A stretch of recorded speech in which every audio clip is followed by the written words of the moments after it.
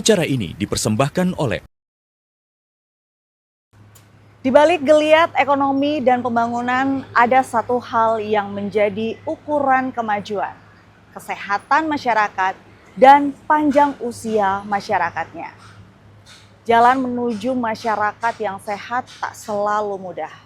Lalu, apakah yang sedang dan sudah dilakukan oleh pemerintah Provinsi Jawa Timur untuk mewujudkan masyarakat yang sehat, hidup lebih panjang, dan lebih baik lagi?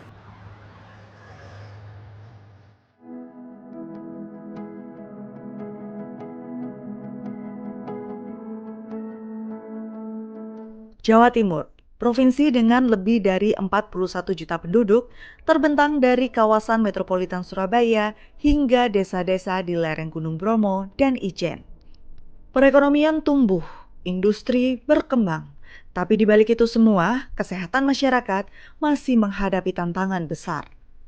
Dengan jumlah penduduk hampir 42 juta jiwa, Jawa Timur adalah provinsi dengan populasi terbesar kedua di Indonesia. Struktur penduduknya sedang berubah. Proporsi penduduk lanjut usia terus meningkat. Tahun 2024, sekitar 15% dari penduduk Jawa Timur adalah lansia berusia di atas 65 tahun. Angka harapan hidup mencapai 70,39 tahun untuk laki-laki dan 74,40 tahun untuk perempuan. Sebuah pencapaian yang membanggakan namun sekaligus tantangan baru.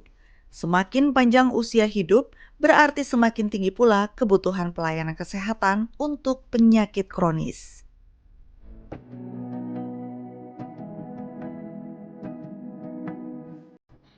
Peningkatan jumlah lansia berdampak langsung pada sistem kesehatan.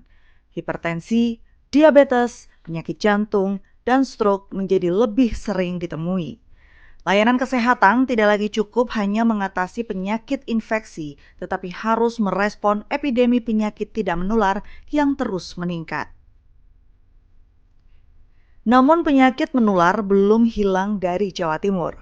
Tuberkulosis masih menjadi masalah besar. Setiap tahun, puluhan ribu kasus baru tercatat. Jawa Timur termasuk provinsi dengan jumlah kasus tertinggi di Indonesia. Meski pengobatan gratis tersedia, banyak pasien yang putus berobat karena faktor ekonomi, jarak, atau kurangnya dukungan keluarga.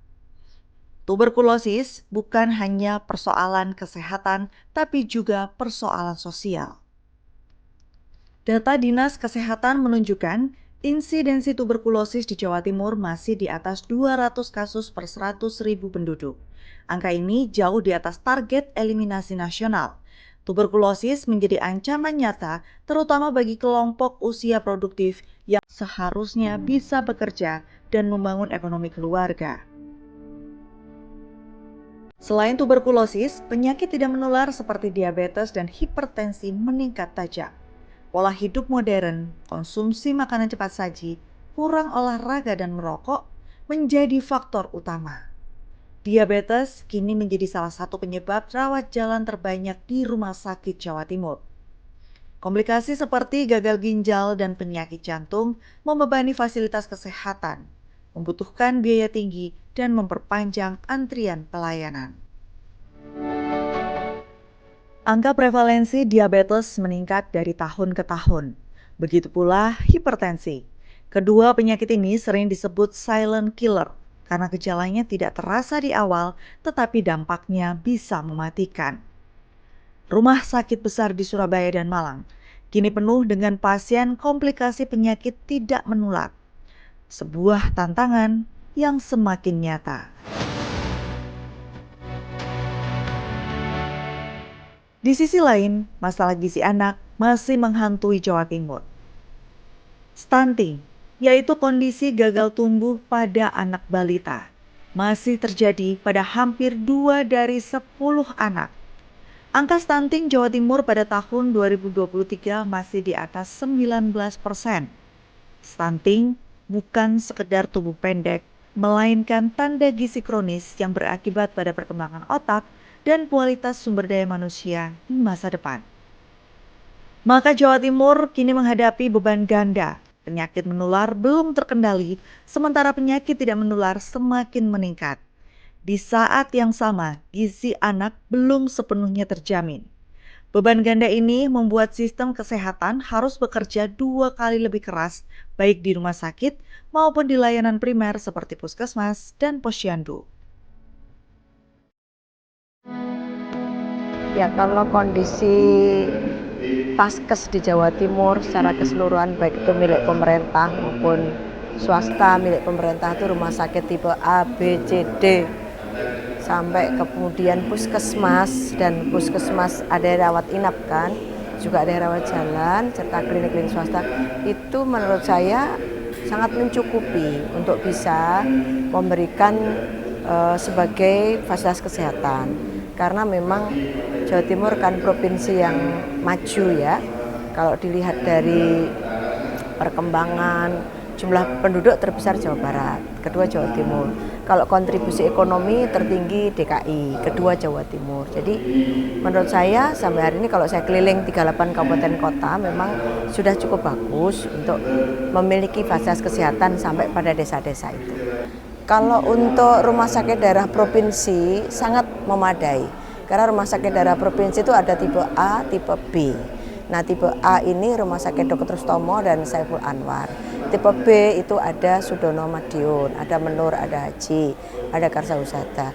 Kalau kami cek di masing-masing rumah sakit ini, mereka memiliki kesiapan baik tenaga, alat itu sangat siap karena memang punya tugas itu untuk bisa membuat masyarakat yang terkena TBC itu bisa segera diberikan perawatan agar kemudian intensif tidak menyebar begitu. Kalau merata kan tidak secara khusus TBC itu ada, tetapi di setiap rumah sakit itu pasti ada untuk bisa, artinya tidak ada rumah sakit khusus yang banyak khusus TBC itu tidak ada.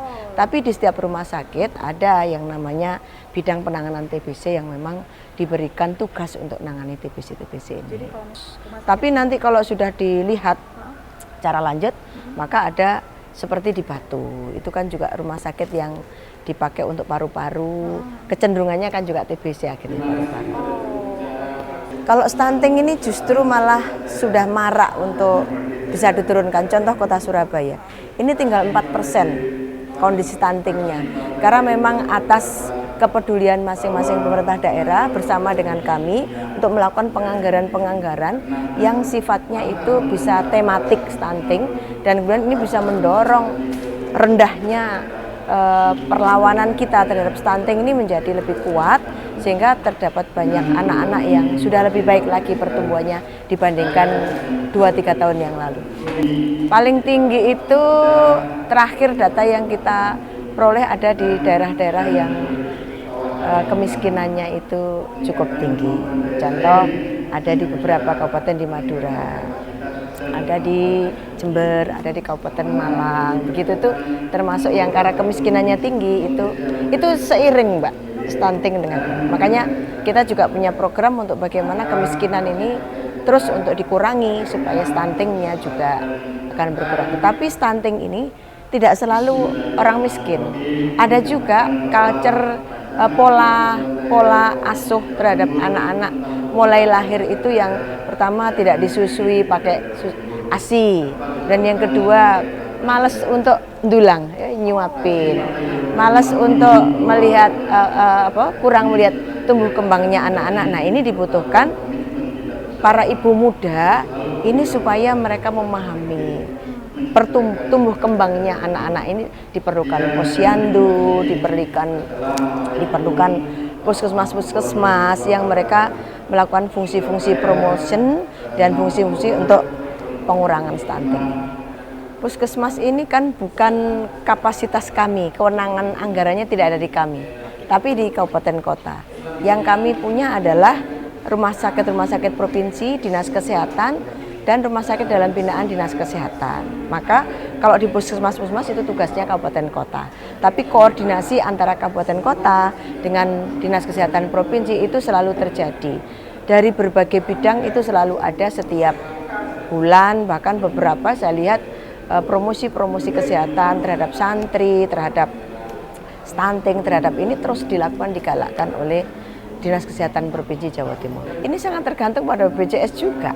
Kan kita ini kan ada yang namanya BPJS. Jadi kalau masyarakat sudah menjadi peserta BPJS itu pun waktu yang dipakai cuma 3 hari. Setelah itu rawat jalan. Saya lihat prakteknya begitu, melahirkan orang apa sih cuma dikasih 3 hari. Ini yang kami mau undang BPJS. Kenapa sih begitu gitu? Kenapa tidak? Menurut saya kalau sakitnya cukup parah minimal seminggu. Nah seminggu ini mereka kan punya hitung-hitungan. Nah hitung-hitungannya kalau 3 hari berapa, seminggu berapa mungkin seperti itu. Sehingga kalau saya lihat sebenarnya kita ya tidak perlulah takut rakyat kita ini nggak bisa bayar. Kan ya pemerintah punya kewajiban juga untuk bisa gotong royong ini dari yang mereka-mereka yang memiliki dan dari mereka yang dibiayai sama pemerintah. Nah ini yang harus kita bicarakan dengan BPJS. Kenapa cuma 3 hari? Saya ngalami sendiri, ada yang lahiran, ada yang sakit apa. Cuma yang pernah sakit DB, 3 hari dipulangin. Orangnya itu masih belum sembuh. Akhirnya harus masuk lagi dan lebih tidak terobati dengan baik.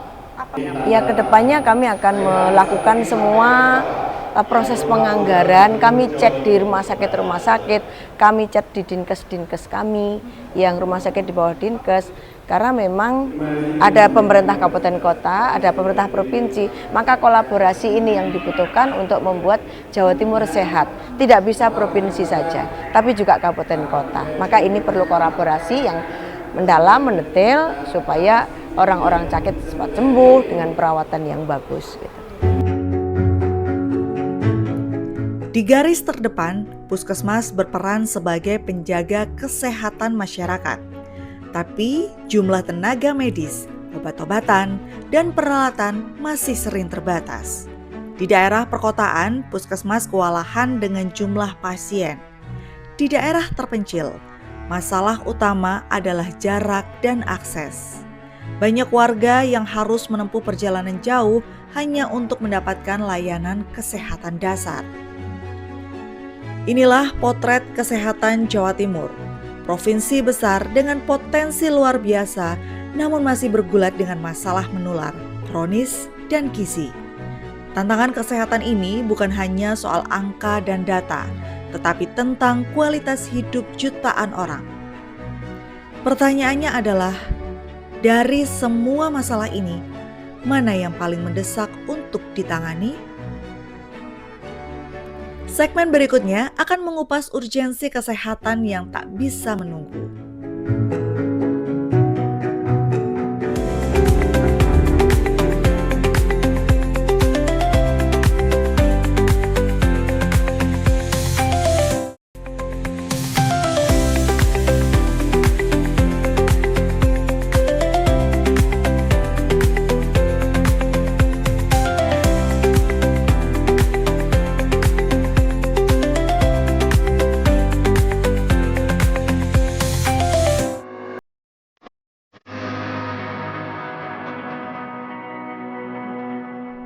Dengan jumlah penduduk lebih dari 41 juta jiwa pada tahun 2023 menurut Badan Pusat Statistik, Jawa Timur menghadapi beragam tantangan kesehatan.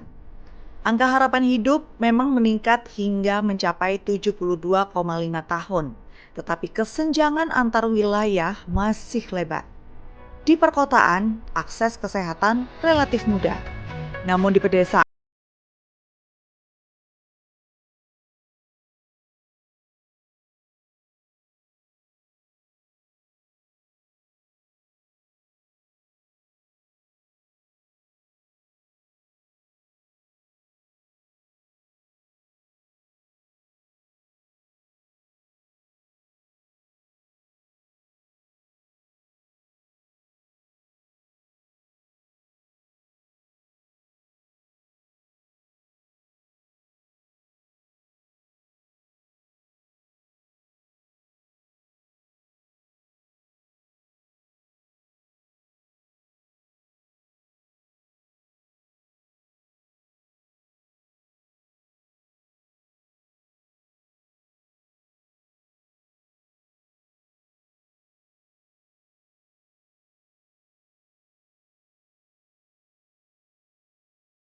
Kesehatan anak-anak yang ada sangkut pautnya dengan stunting ya, kita juga berbicara tentang kesehatan masyarakat yang sudah berusia, ngaten ya dok. Ini adalah penyakit metabolik. Penyakit metabolik ini ada diabetes, kemudian hipertensi, dan mungkin nanti akan ada komplikasinya dengan jantung, ngaten ya dok. Baik, kita berbicara tentang penyakit metabolik dulu. Dok, boleh dijelaskan sedikit aja, penyakit metabolik ini penyakit yang seperti apa sih dok? Supaya menjadi wawasan juga untuk pemirsa ini dok.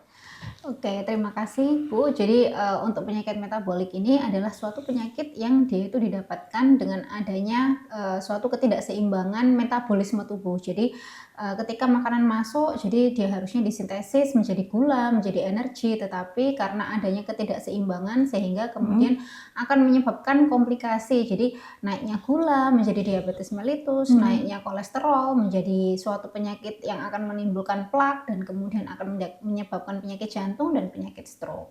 Oke, baik. Nah, kalau kita bicara tentang penyakit metabolik seperti diabetes, hipertensi, dan mungkin juga nanti akan ada dok, berimbas ke jantung juga ngaten nggih. Semakin tinggi di Jawa Timur ini dari sudut pandang medis apa sih dok sebenarnya penyebab utamanya? Ya, jadi kalau untuk data ya, jadi untuk data yang terbaru yaitu sekitar tahun 2024 sampai dengan tahun 2025 itu terdapat peningkatan jumlah atau kalau kita omong itu prevalensi. Jadi jumlah pasien yang baru terdiagnosis diabetes itu sekitar 8 sampai dengan 10.000 kasus. Jadi cukup banyak sesuai dengan populasi penduduk di Surabaya. Per apa itu?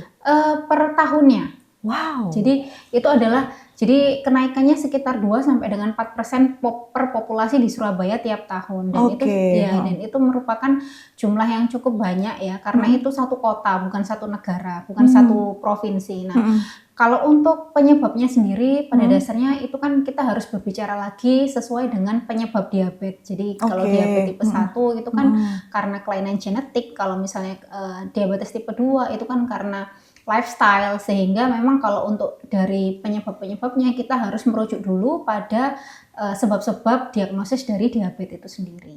Oh, jadi harus dilihat latar belakangnya begitu ya dok ya. Tidak bisa dijadikan kemudian ini penyebab utamanya adalah kebanyakan gula begitu.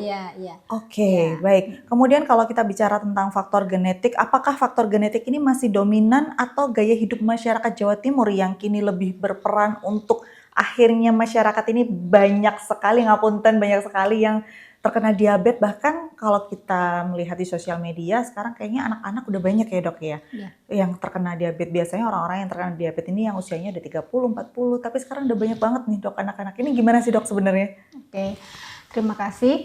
Jadi kalau untuk penyebabnya sendiri seperti yang kita katakan tadi bahwa harus di trace ke belakang dulu dia itu diabetes tipe 1 atau tipe 2. Bila tipe 1 itu memang murni karena kelainan genetik. Jadi ada mutasi dari kelainan genetik di hormon sel pankreasnya sehingga akan menyebabkan mutasi dari sel alfa atau sel beta pankreas. Jadi sel beta pankreas itu adalah sel yang memproduksi insulin. Jadi merupakan suatu hormon yang berfungsi sebagai kendaraan untuk memasukkan energi ke dalam sel. Jadi gula-gula itu setelah kita makan, terus kemudian menjadi energi di dalam tubuh itu kendaraannya bisnya itu adalah insulin. Ketika memang terjadi kelainan genetik dan disebabkan karena adanya mutasi, maka akan menyebabkan diabetes tipe 1. Tetapi kalau gaya hidup sekarang kan memang sangat sedentary lifestyle, sehingga memang banyak pasien-pasien diabetes mellitus tipe 2 yang sebenarnya terdiagnosisnya lebih awal. Kalau dulu zaman mungkin nenek kakek kita itu diabetes mellitus tipe 2 terdiagnosis pada dekade keempat kelima usia 40-50 tahunan. Tetapi karena sedentary lifestyle akhirnya onset atau mulainya dari diabetes tipe 2 yang seharusnya disebabkan karena sedentary lifestyle itu terdiagnosis lebih awal. Nah, hal itu menyebabkan penelitian yang berkelanjutan sehingga ada diabetes tipe tengah-tengah, jadi MODY. Ada baru ini dok? Iya, ada baru MODY. Apa ini dok? Jadi diabetes yang gabungan antara tipe 1 dan tipe 2. Jadi bisa ada kelainan genetiknya, juga ada karena sedentary lifestyle-nya juga. Kemudian keluhannya Keluhannya sama, Sama? jadi Hah? lebih cepat haus, terus kemudian lebih cepat lapar, dan kemudian pasien itu mengalami penurunan berat badan yang tidak bisa diprediksi, diketahui sebabnya, bukan karena penyakit, bukan karena apa, ternyata dia ada diabetes mellitus tipe tengah-tengah itu tadi. Dan untuk pengobatannya pun sebenarnya mirip-mirip ya. Yang pertama memang dengan perubahan gaya hidup, terus kemudian juga karena dengan medikamentosa, dengan pengobat-obatan. Gitu. Nah, kalau hipertensi sendiri dok, bagaimana? Kalau untuk hipertensi tidak ada, jadi tidak ada klasifikasi tipe 1, tipe 2, tapi hipertensi sendiri ada yang tipe esensial atau primer dan hipertensi yang sekunder, jadi yang disebabkan karena penyakit. Kalau esensial itu yang tidak diketahui sebabnya, biasanya karena usia lanjut atau kekakuan pembuluh darah. Nah, ya, kalau misalnya yang tipe 2, yang tipe sekunder itu karena ada suatu penyakit, misal pasien itu ada batu ginjal, terus kemudian ada obesitas, sehingga ketika batu ginjalnya itu dihancurkan atau sudah diobati, maka dia hipertensinya akan sembuh. Nah, seperti itu. Baik dok, kalau dari sisi pemerintahan dengan tenaga medis, apa sih dok peran dari pemerintahan yang sudah dirasakan oleh tenaga medis, terutama jenengan sendiri dok? Okay. Saya bekerja di rumah sakit tipe A, saya juga bekerja di rumah sakit tipe C. Jadi saya merasakan kebijakan pemerintah ini khususnya adalah transformasi dari kesehatan. Jadi pasien-pasien itu bila dipermudah rujukannya untuk periksa kepada dokter spesialis, khususnya spesialis penyakit dalam, maka akses untuk pelayanan kesehatannya akan sangat meningkatkan kualitas hidup mereka. Dan kebanyakan dari pasien-pasien saya itu tidak mengerti bahwa prevention atau pencegahan itu lebih penting daripada pengobatan. Dan bila memang sudah berobat, maka mereka cenderung untuk putus obat bila memang sudah membaik. Jadi ya edukasi dari hubungan antara dokter dengan pasien, terus kemudian kebijakan layanan rumah sakit, kebijakan layanan asuransi kesehatan itu mendukung sekali transformasi untuk di era kesehatan ini. Gitu.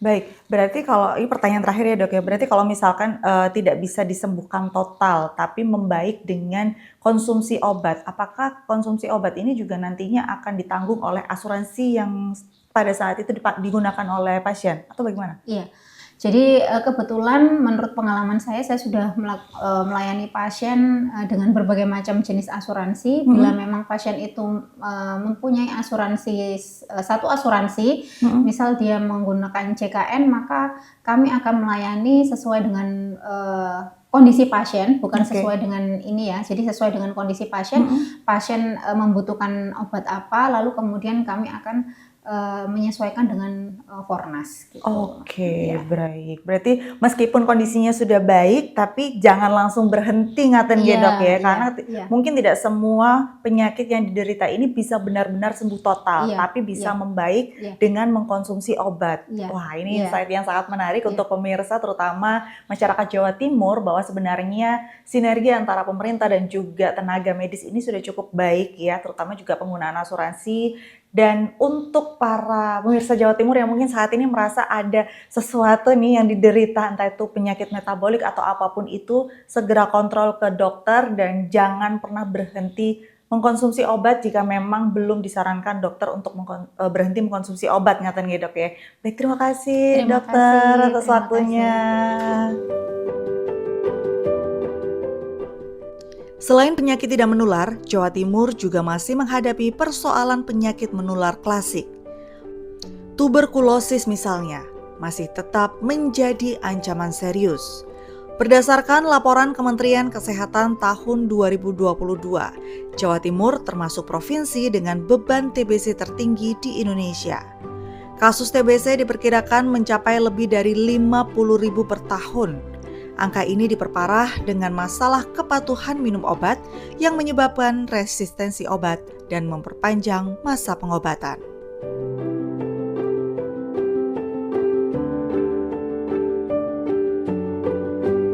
masyarakat mungkin mengenal penyakit batuk itu hanya sebatas batuk aja. Tapi siapa sangka kalau ternyata batuk ini juga bisa menjadi salah satu indikasi bahwa seseorang bisa mengidap TBC. Nah, saat ini saya sudah bersama dengan salah satu dokter yang memang dia pakarnya di bidang TBC. Selamat siang, dokter. Selamat siang, Mbak. Gimana kabarnya, dok?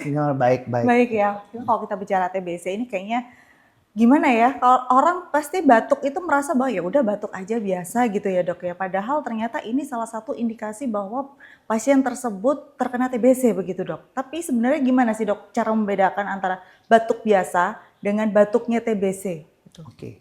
Nah, sebelumnya kita nih harus tahu dulu sebenarnya batuk yang TBC itu batuk seperti apa. Karena semua orang kalau misalkan sudah tahu tentang TBC itu stigmanya pasti buruk gitu. Karena itu bisa menular kemana-mana. Nah, yang perlu kita tahu adalah ketika kita sakit batuk mungkin lebih dari 1 atau 2 hari, kita periksakan ke dokter, mungkin tidak kunjung sembuh, berat badan semakin turun, mulai muncul tuh yang lain-lain seperti demam, seperti penurunan berat badan, nafsu makan nggak ada, tidak ada salahnya untuk kita cek ke dokter apakah itu TBC atau bukan. Oh, jadi untuk sebenarnya caranya gampang ya, dok ya, untuk membedakan antara ini batuk biasa atau TBC ya dari ciri-ciri itu tadi. Nah, sebetulnya itu sangat gampang sekali kalau untuk mendeteksi TBC. Asalkan kita mau untuk melihatkan diri bahwa aduh saya ini TBC atau tidak ya. Takutnya apa? Karena kita harus memeriksakan supaya kita tidak menularkan orang lain. Nah, ini terus kalau misalkan sudah ketakutan nggak pengen periksa, akhirnya nggak mau periksa dan berlarut-larut begitu. Nah, itulah yang salah dari stigma TBC. Karena apa? Penyakit ini akan menularkan ke orang lain, ke orang yang lain lagi. Jadi itu akan membuat suatu lingkaran yang akan terus-menerus seperti itu. Dan jangan salah, TBC itu kalau misalnya sudah sembuh, kita masih bisa rentan untuk terkena TBC lagi. Maka dari itu kita harus memutuskan rantai TBC tersebut. Oh iya, meskipun sudah sembuh masih bisa ada kemungkinan terkena lagi begitu, dok? Ya, betul. Karena tidak semua orang mempunyai daya tahan tubuh yang sama. Jadi kalau misalkan kita tidak melakukan pemeriksaan lebih lanjut, siapa tahu kita terkena batuk lagi, kita nggak ada berobat, lama-kelamaan keluhannya kembali, TBC lagi. Itu sangat kemungkinan besar terjadi. Oke. Kemudian apakah resistensi obat TBC ini mulai meningkat di Jawa Timur dan bagaimana dampaknya terhadap terapi pasien sih, dok? Nah, salah satunya itu. Sebetulnya TBC itu paling gampang untuk diobati asalkan kita mau memberikan diri kita untuk diperiksa. Dan yang kedua, tentang resistensi obat. Nah, itu adalah tantangan tersendiri. Karena dari apa? Dari semua program yang sudah kita lakukan, tidak cuma di Surabaya ataupun di Jawa Timur, di seluruh Indonesia, bahwa kita sudah ingin memutuskan mata rantai tersebut. Namun dengan adanya resistensi obat ini menjadi satu tantangan di mana kita harus melakukan active case finding atau kita turun ke dalam masyarakat untuk menemukan pasien-pasien TB tersebut. Nah, ini yang menjadi masalah biasanya kenapa TBC ini tidak sepenuhnya sembuh adalah pasiennya mutung di tengah jalan. Pengobatan TBC ini kan kalau nggak salah selama 6 bulan gitu ya, dok ya. Dan banyak sekali pasien yang merasa kayak, udahlah udah membaik di 2 bulan pertama. Oke, ya udah selesai, nggak usah konsumsi obat lagi. Padahal sebenarnya ini belum selesai. Pendekatan seperti apa sih, dok, yang harus dilakukan oleh tenaga medis untuk masyarakat terutama yang terkena TBC ini supaya tidak mutung di tengah jalan gitu, dok? Itu adalah hal yang akan terulang-ulang kembali. Karena apa? 1-2 hari pasien minum obat TBC, dia akan merasa sudah enakan, sudah sembuh, buat apa saya berobat lagi? Karena apa? Itu adalah hal yang salah. Karena penyakit TBC itu adalah penyakit kronis. Tuberkulosis adalah penyakit kronis di mana orang itu kena nggak cuma 1-2 hari. Dia bisa kena itu bisa 1 bulan, 2 bulan. Maka dari itu pengobatannya bisa lebih dari 1-2 bulan. Memang sampai saat ini program kita adalah 6 bulan. Nah, maka dari itu untuk kita supaya bisa mempersuasi orang-orang tersebut supaya mereka tidak selesai di tengah jalan untuk mutung dalam mengobat itu, kita sebenarnya harus mempersuasi, kasihan nggak sih sama orang-orang terdekat kita, keluarga kita, ayah, ibu, anak kita, mungkin bisa terjadi sakit TBC juga. Kasihan anak-anak kita yang sulit untuk memeriksakan, dia terkena TBC, pertumbuhannya tidak baik, bagaimana masa depan kita nanti? Oke, baik. Dok, kalau untuk pemeriksaan TBC sendiri sebenarnya di puskesmas itu apakah sudah bisa layanan kesehatan puskesmas ini apakah sudah bisa mendeteksi pasien ini ternyata TBC atau harus datang ke rumah sakit? Jadi kita semua sudah membuat layanan untuk screening TBC, kita mulai dari tingkat yang paling bawah, yaitu adalah puskesmas.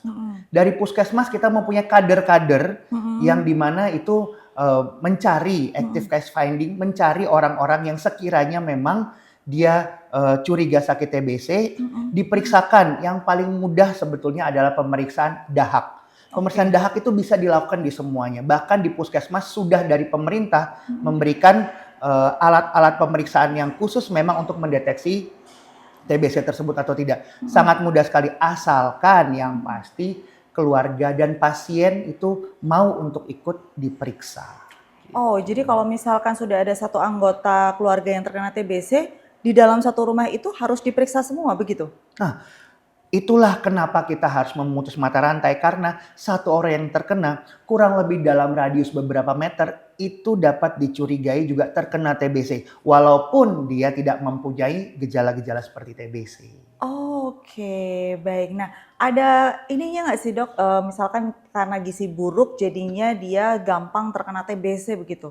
Nah, tentunya ya kalau misalkan kita makannya kurang, otomatis pasti gizinya juga kurang. Tapi belum tentu juga orang yang kelebihan makan, misalnya berat badannya besar atau apa, belum tentu juga dia terhindar dari permasalahan TBC ini. Yang paling penting adalah ketika kita menjaga daya tahan tubuh kita, seperti makan makanan yang sehat, lingkungan manajemen stres yang sehat, dan yang terutama adalah olahraga. Ketika kita semua bisa mengatur hal tersebut, salah satu yang diberikan dari Tuhan untuk kita adalah sinar matahari. Jangan lupa untuk kita berjemur, karena itu adalah salah satu media yang bisa membantu kita untuk menuntaskan masalah TBC tersebut. Nah, kalau nggak salah di Jawa Timur ini ada salah satu program yaitu Active Case Finding, begitu ya, Dok ya, untuk mendeteksi pasien-pasien mana yang terkena TBC. Apakah program ini sudah cukup berjalan secara efektif di Jawa Timur kalau dari mata seorang dokter? Oke, kalau misalnya untuk active case finding, kalau untuk di kota-kota besar, saya yakin itu sudah semua berjalan. Namun kalau untuk yang kota-kota kecil, itu adalah effort dan membutuhkan memang penyelesaian tantangan tersendiri. Namun untuk saat ini, memang pemerintah kita sudah sangat siap sekali untuk melakukan pemberantasan TBC ini sampai ke tempat yang terkecil-kecil. Nah, dengan active case finding tersebut tidak cuma rumah sakit, puskesmas bahkan mencari kader-kader untuk merangkul siapa saja yang kira-kira keluhannya ini ke arah TBC, itu sudah berjalan semuanya dengan baik. Tapi ya kita lihat dulu hasilnya, apakah mereka ya tadi nurut atau enggak, mutung atau tidak, tergantung. Dan jangan sampai kita sendiri sebagai orang medis gitu, maksudnya jangan sampai udahlah sulit untuk dirangkul, sulit untuk ditanya apa. Jangan, tapi kita tetap terus mempersuasi dalam kondisi apapun. Terakhir, Dok, mungkin ada pesan untuk pemirsa di Jawa Timur yang saat ini mungkin sedang terdeteksi TBC dan sedang putus asa dengan TBC-nya, monggo kalau ada pesan. Oke, kalau pesan dan kesan dari saya, yang paling penting adalah itu untuk orang-orang yang belum terkena TBC, mari kita sama-sama menuntaskan TBC dengan cara apa? Siapapun yang sedang terkena sakit TBC, silakan untuk membantu untuk pemeriksaan dan pengobatannya. Lalu jangan lupa dengan cara kita menyehatkan diri kita, terus udah gitu istirahat yang cukup, olahraga yang baik, makan yang betul, dan kita memberikan masukan-masukan yang positif kepada semua orang. Mudah-mudahan kasus TBC menurun. Dan juga orang yang sedang pengobatan TBC, jangan lupa pengobatan TBC itu terjadi 6 bulan. Jangan diputus tengah jalan ya, karena kalau putus tengah jalan yang ada kita bisa jadi resistensi obat, lebih susah untuk mengobatinya. Dan yang ketiga, apabila kita sudah terkena TBC dan sudah dinyatakan sembuh, ingat TBC itu bisa berulang. Maka dari itu tetap kita harus menjaga kesehatan supaya TBC nggak kena lagi. Oke, wah insight-nya sangat bagus ya dari dokter. Terima kasih dokter atas waktunya, dan juga semoga pemirsa di Jawa Timur terutama yang saat ini melihat dialog ini bisa menjadi masukan bahwa ternyata pengobatan TBC ini memang cukup lama, selama 6 bulan, dan jangan pernah putus di tengah jalan supaya tidak terjadi resistensi obat.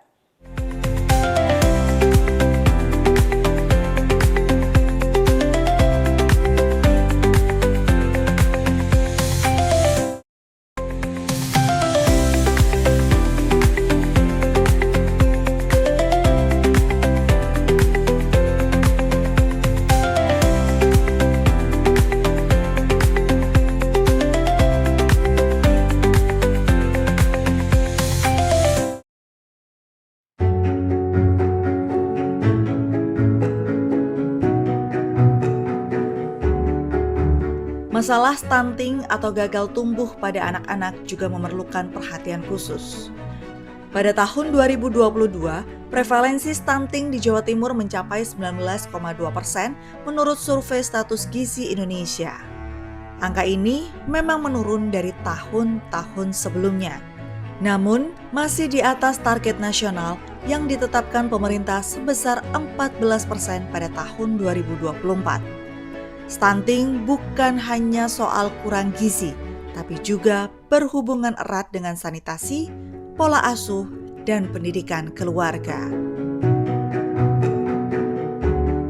Baik, kalau kita berbicara tentang kesehatan masyarakat di Jawa Timur, ini juga termasuk kesehatan anak-anak di Jawa Timur. Nah, kalau kita bicara tentang kesehatan anak, ini juga kita berbicara tentang stunting, yang mana sebenarnya stunting ini bisa nggak sih dilihat atau mungkin dirasakan pada saat ibu masih hamil, jadi belum melahirkan, oh udah ketahuan nih, ternyata anaknya ini nantinya akan stunting atau seperti apa. Nah, saat ini saya sudah bersama dengan dokter spesialis anak. Selamat siang, dokter. Selamat siang. Ini kalau kita bicara tentang stunting, kayaknya nggak panjang ya, dok ya? Oke, dok, pengertian dulu deh, dok, tentang stunting. Sebenarnya anak yang dikategorikan sebagai stunting itu yang seperti apa sih, dok? Jadi stunting itu adalah kondisi di mana anak dengan tinggi badan kurang. Tetapi bukan proses yang pendek, itu proses yang panjang. Jadi tinggi badan di bawah standar 2 WHO terjadi sejak masih di dalam janin hingga usia 2 tahun atau 1000 hari pertama kelahiran. Oh, berarti benar ya, dok ya, kalau misalkan masih hamil itu sudah bisa terdeteksi apakah anak ini stunting atau tidak? Ya sebenarnya diprediksi ya, bukan terdeteksi. Oke. Terdeteksi itu katakanlah dia menjalani USG sebelum melahirkan, ternyata ada kelainan jantung, itu nanti akan diprediksi kemungkinan akan terjadi stunting. Oh, gitu. Apakah hanya bisa dinilai dari tinggi badannya yang kurang aja atau bagaimana? Ya status gizi secara keseluruhan.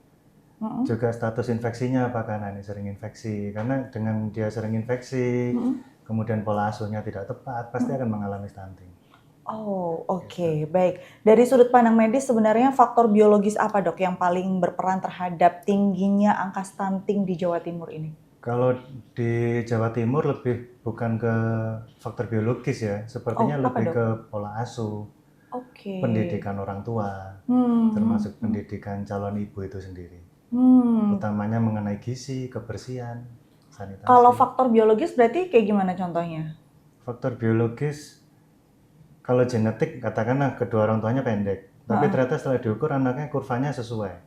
Sesuai dengan usianya, perkembangannya bagus, ya artinya genetik tidak mempengaruhi stuntingnya. Untuk saat ini dari data yang didapat, kita kalau untuk biologis belum ada data pasti, tapi data pasti yang kita dapat adalah faktor-faktor lingkungan tadi. Termasuk faktor pendidikan orang tua. Oh, berarti kalau misalkan ngapunten orang tuanya stunting gitu, pendek, anaknya ada kemungkinan bisa stunting juga? Ada, tapi tidak menutup kemungkinan anaknya bisa tumbuh normal. Mungkin orang tuanya sekarang pendek karena dulu salah pola asuh. Ternyata sekarang dia setelah punya anak, anaknya diberi gizi yang cukup, imunisasi sesuai jadwal. Kemudian mamanya sendiri waktu sejak hamil memperhatikan selalu kontrol kehamilannya, gizinya, ya bisa-bisa anaknya tidak stunting. Oh, gitu ya, baik.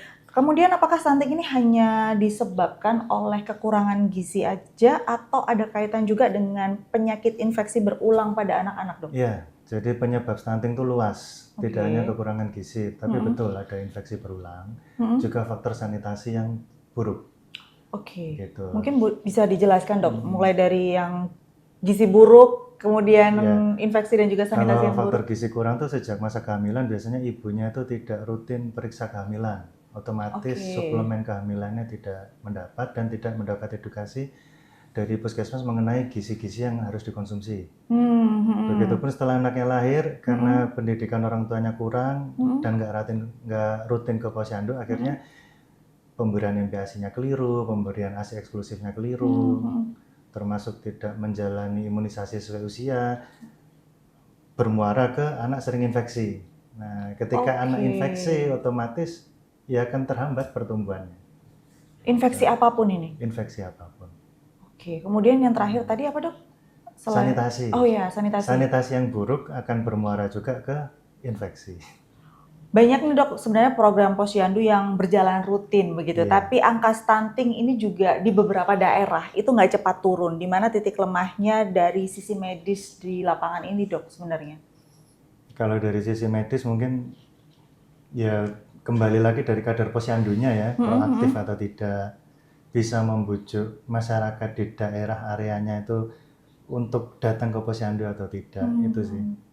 Tapi kalau dari sekian banyak kasus, ada nggak sih dok stunting yang tidak bisa ditangani begitu? Tidak bisa disembuhkan? Ya pasti ada, karena kita lihat penyebabnya juga. Misalkan pasien ini punya penyakit jantung bawaan yang berat. Oke. Selama penyakit jantung bawaannya tidak ditangani, anak itu ya tidak bisa diperbaiki stuntingnya. Oh gitu. Dan penyakit-penyakit kronis lainnya, kan banyak penyakit sindrom-sindrom lainnya. Oh, oke. Baik, kalau dari sisi dokter sendiri bagaimana pendekatan dokter dalam mengedukasi keluarga yang masih menganggap bahwa stunting ini adalah bawaan lahir atau turunan gitu dok? Ya pasti kita jelaskan bahwa stunting itu bisa dicegah. Dan pencegahan tetap lebih baik daripada menangani setelah ketahuan. Di sisi lain, angka kematian ibu dan bayi masih menunjukkan tantangan. Jawa Timur mencatat 491 kasus kematian ibu pada tahun 2022, berdasarkan data Dinas Provinsi. Sementara angka kematian bayi masih berada di kisaran 22 per 1000 kelahiran hidup. Kesenjangan antara kabupaten kota sangat mencolok. Surabaya memiliki fasilitas lengkap dan angka kematian lebih rendah, sedangkan daerah Tapal Kuda dan Madura mencatatkan angka lebih tinggi karena keterbatasan layanan kesehatan. Isu lain yang tidak kalah penting adalah tingginya angka pernikahan dini dan kehamilan remaja yang berkontribusi pada resiko kesehatan ibu dan anak. BPS Jawa Timur mencatat pada tahun 2021 sekitar 8,5% perempuan menikah di bawah usia 18 tahun. Kondisi ini meningkatkan resiko komplikasi kehamilan, melahirkan bayi dengan berat badan rendah hingga memperburuk siklus kemiskinan. Kualitas lingkungan hidup pun menjadi faktor penentu. Jawa Timur masih mencatat masalah pencemaran udara di kawasan industri, limbah rumah tangga yang belum terkelola dengan baik, serta rendahnya akses air bersih di beberapa daerah pedesaan. Menurut data Kementerian PUPR tahun 2022, akses air minum layak di Jawa Timur baru mencapai 84%. Artinya masih ada jutaan penduduk yang belum terlayani. Dari penyakit tidak menular hingga stunting, dari kematian ibu hingga kualitas lingkungan, seluruh permasalahan kesehatan ini menumpuk dan saling berhubungan. Urgensi penanganan bukan hanya persoalan medis, melainkan juga sosial, ekonomi, dan budaya. Jika tidak segera ditangani dengan strategi yang terpadu, maka cita-cita meningkatkan kualitas hidup masyarakat Jawa Timur akan sulit tercapai. Saat ini, kebutuhan akan intervensi cepat dan terukur menjadi semakin nyata.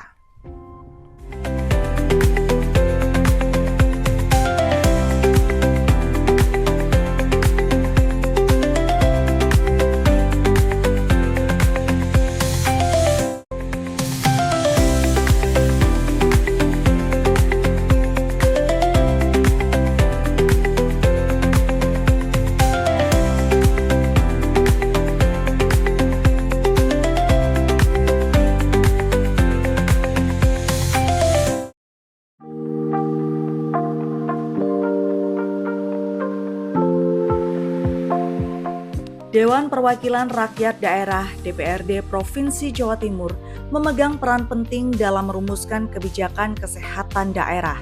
Sebagai lembaga legislatif, DPRD bukan hanya menjadi mitra eksekutif, tetapi juga pengawas jalannya program pembangunan kesehatan. Angka harapan hidup masyarakat Jawa Timur yang mencapai 72,5 tahun pada tahun 2023 tidak lepas dari dukungan anggaran, regulasi, dan fungsi pengawasan yang dilakukan oleh DPRD. Salah satu peran utama DPRD adalah menyusun dan menyetujui anggaran pendapatan dan belanja daerah. Pada tahun 2023, alokasi anggaran kesehatan Jawa Timur mencapai lebih dari 6 triliun rupiah, setara sekitar 10% dari total APBD. Angka ini sudah memenuhi amanat Undang-Undang Nomor 36 Tahun 2009 tentang Kesehatan yang menetapkan bahwa anggaran kesehatan minimal 10% dari total APBD di luar gaji. Melalui anggaran ini, berbagai program kesehatan masyarakat bisa dijalankan, mulai dari peningkatan layanan puskesmas, pengadaan alat kesehatan, hingga program penanggulangan stunting.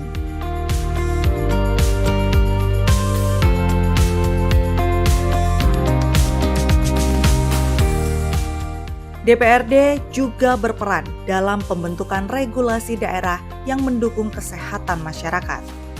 Misalnya, peraturan daerah tentang kawasan tanpa rokok di beberapa kabupaten kota yang lahir dari dorongan DPRD provinsi untuk menekan prevalensi penyakit tidak menular.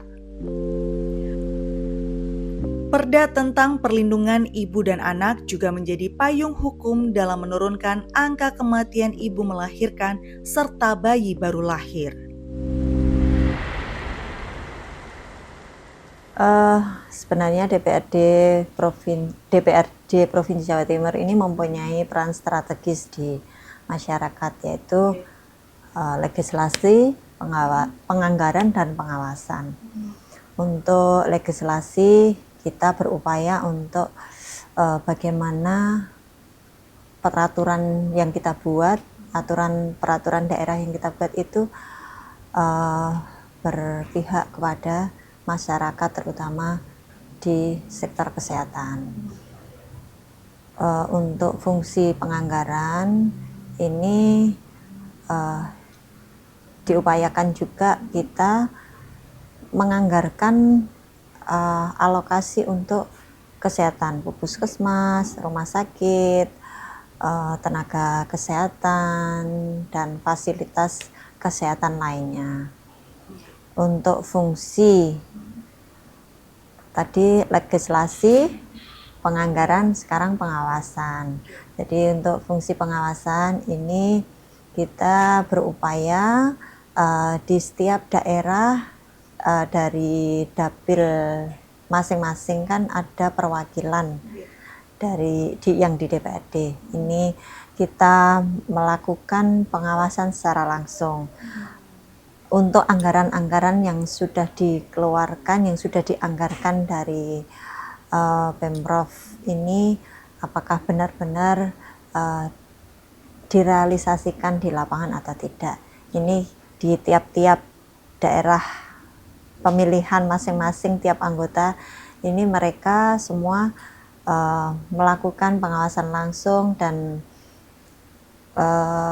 seringkali juga mereka kan melakukan kunjungan kerja di mitra kerjanya masing-masing, seperti di rumah sakit dan di OPD-OPD yang berhubungan dengan kesehatan. Terutama ini juga di Komisi E juga kan seringkali melakukan kunjungan ataupun pengawasan di beberapa instansi kesehatan.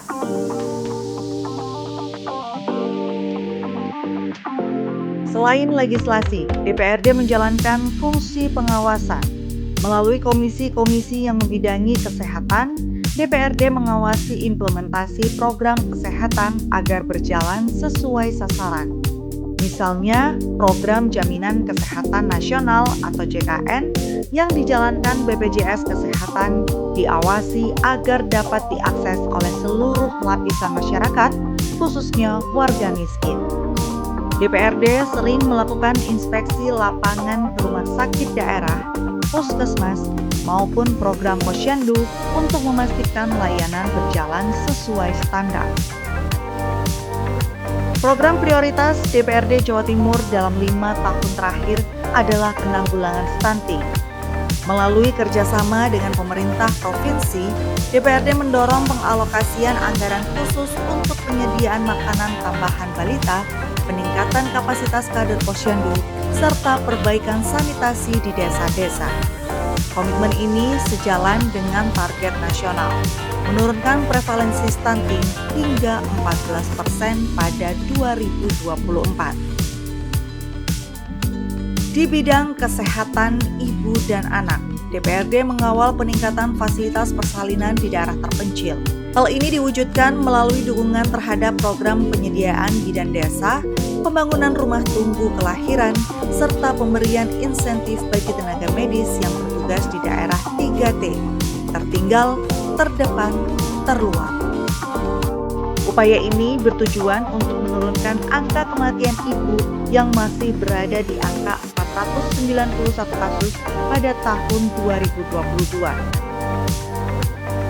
DPRD juga berperan dalam mendorong program pencegahan penyakit tidak menular, edukasi masyarakat tentang gaya hidup sehat, penyediaan ruang publik untuk olahraga, dan kampanye gizi seimbang merupakan bentuk dukungan kebijakan yang lahir dari fungsi anggaran maupun regulasi.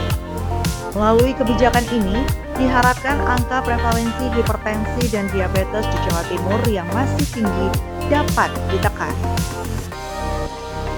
Keseluruhan fungsi DPRD mulai dari legislasi, anggaran, hingga pengawasan berkontribusi langsung terhadap peningkatan taraf kesehatan masyarakat Jawa Timur. Tantangan ke depan adalah bagaimana DPRD dapat menjaga kesinambungan kebijakan, memastikan setiap rupiah anggaran digunakan efektif, dan tetap berpihak pada kelompok masyarakat yang paling rentan. Peran DPRD yang kuat dan konsisten akan menjadi kunci dalam memperpanjang angka harapan hidup serta mewujudkan masyarakat Jawa Timur yang lebih sehat.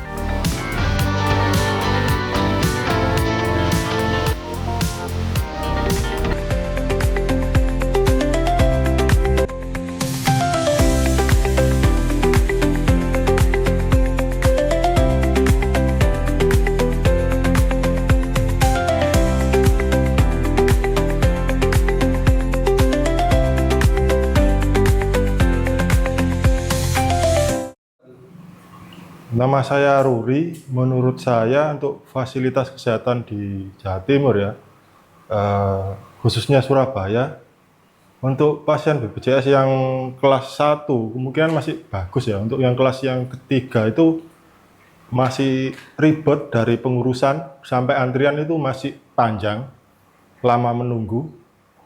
Ya kasihan sama pasiennya, kalau sakit berat kayak stroke, kayak gitu susah, menyusahkan juga, dirujuk sana sini juga. Dari itu yang perlu diperbaiki. Fasilitas dan kesehatan di Jawa Timur cukup baik sih. Kalau yang di kota-kota besar mungkin bagus. Soalnya di kota besar banyak sekali rumah sakit yang memadai, cepat. Kalau di kota-kota kecil kayak kota-kota di pedesaan itu cukup sulit. Apalagi BPJS-nya sulit sekali. Soalnya kalau di kota kecil tuh vaskesnya leren di anu ke rumah sakit yang lebih besar lagi gitu. Jadi agak susah itunya. Mungkin rujukannya satu kali aja ke rumah sakit ini yang dituju situ aja. Mungkin gitu aja sih. Kalau masalah berkasnya mungkin jadi sudah sakit disuruh bolak-balik kan nggak enak. Nah, mungkin satu aja ke rumah sakit yang dituju bisa langsung ditangani dengan cepat, langsung bagus, langsung bisa sembuh, gitu aja sih. Menurut saya untuk fasilitas kesehatan di Jawa Timur ini cukup lumayan baik, tapi alangkah baiknya diperbaiki sebab untuk BPJS kesehatan sendiri itu cukup membantu, tapi yang kurangnya di sini antrinya itu pasien, Masya Allah, lama sekali. Dan obatnya bisa minta dibantu up lagi. Sebab obat itu kan penyembuh ya. Supaya pasien cepat sembuh, obatnya lebih baik lah, nggak generik gitu.